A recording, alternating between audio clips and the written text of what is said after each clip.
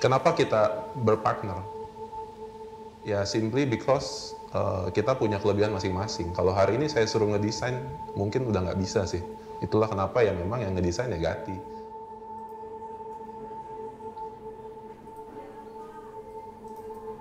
Menurut saya, pemikiran dua orang itu lebih baik daripada pemikiran satu orang.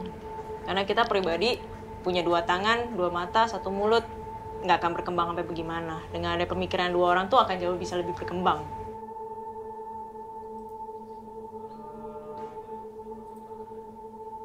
Lebih menyadari bahwa aku memang tidak bisa jalan sendiri. Karena aku sendiri ketika memilih berpartner itu, justru aku pengen tahu apakah partner aku ini bisa melengkapi atau tidak.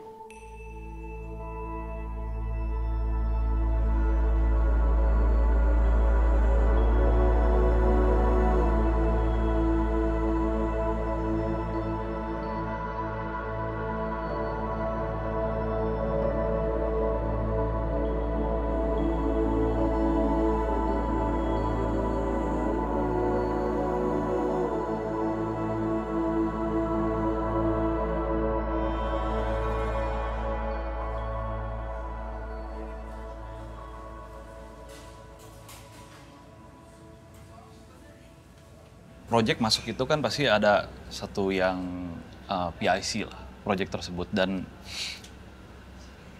trust itu sangat penting di Pranala. Jadi kita kalau udah percaya ke satu orang, ya misalkan Darius dapat jadi PIC satu project, ya kita berdua ya pasti percaya ke Darius untuk beresin. Nah, tapi si Darius juga pasti akan membuka kuping ya dari pendapat dari kita berdua juga gitu. Jadi itu yang ngebentuk kolaborasi di kantor ini.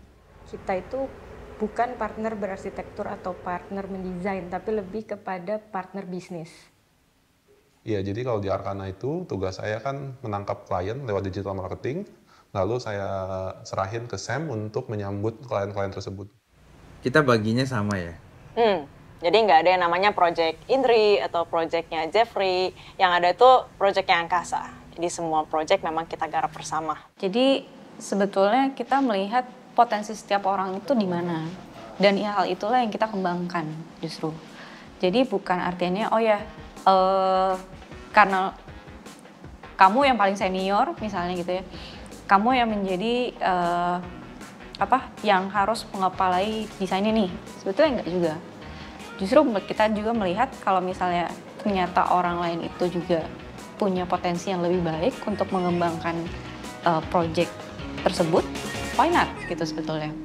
Di Pranala kita itu punya fokusnya, fokus utama dari desain kita itu fungsi nomor satunya. Nah, kita sudah membentuk suatu metode ya, metode desain. Jadi kita nggak ada rebutan dalam mendesain. Lebih ke arah hasilnya, kita ingin cari fokus pada hasilnya, dan juga brief dari klien juga tercapai. Behind the scene tuh berantem, even cuma kayak ngebahas plat atau apa itu berantemnya lama. Bisa gitu. seharian. Benar gitu. Jadi ya saling memahami aja sih. Ya. Lebih tahu diri, tahu kita misalnya, ini sifat gue nih yang jeleknya begini, sifat dia tuh yang jeleknya begini gitu kan. Jadi kita juga nggak ada hard feeling.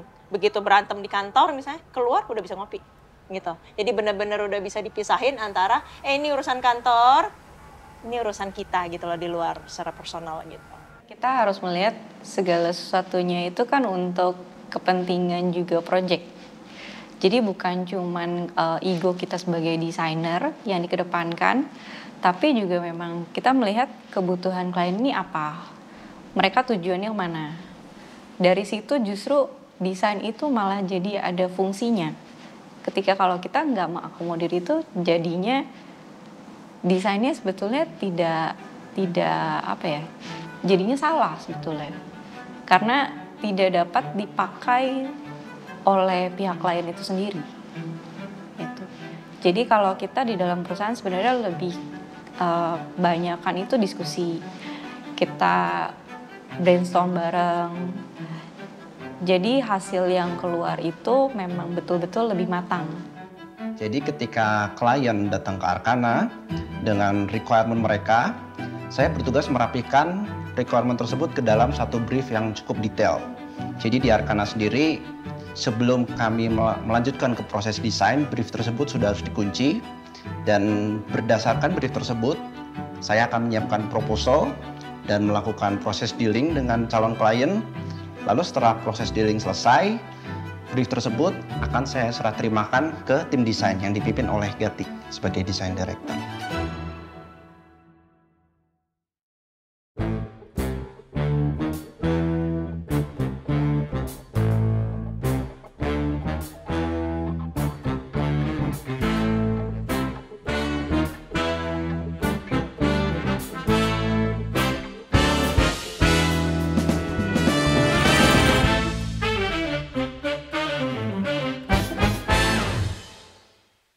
CNS dimulai dari gagasan bahwa kita ingin bikin sebuah firm yang bisa berdiri, itu tidak tergantung terhadap satu individu.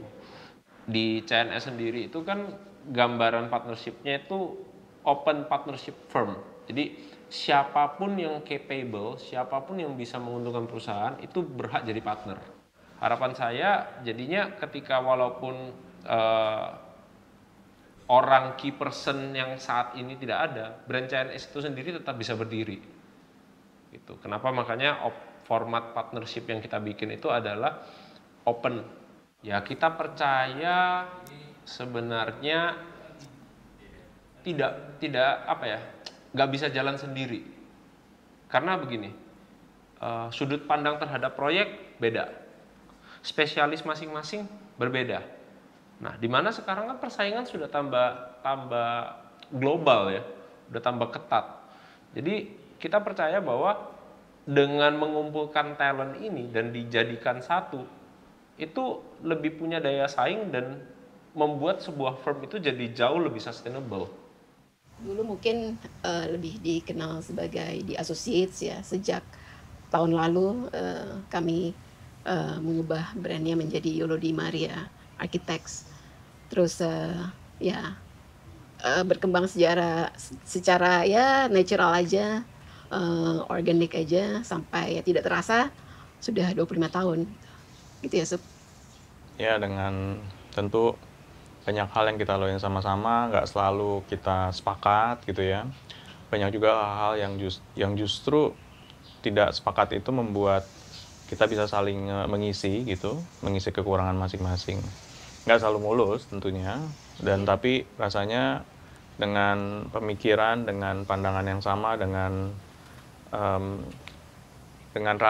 rasa hati yang sama untuk bisa menyikapi proses berarsitektur itu rasanya cukup. Mungkin itu membuat kita masih bisa terus berkarya bersama gitu.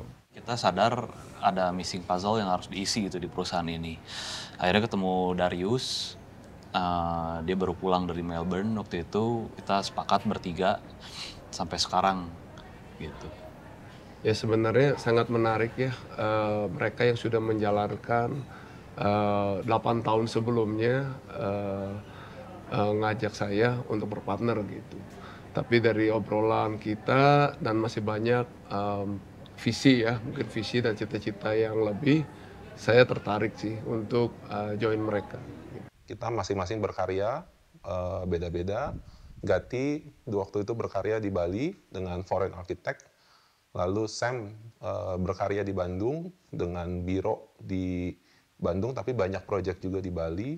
Lalu saya bekerja di Bali, di Ubud, sebagai in-house arsitek di salah satu proyek di resort di Ubud.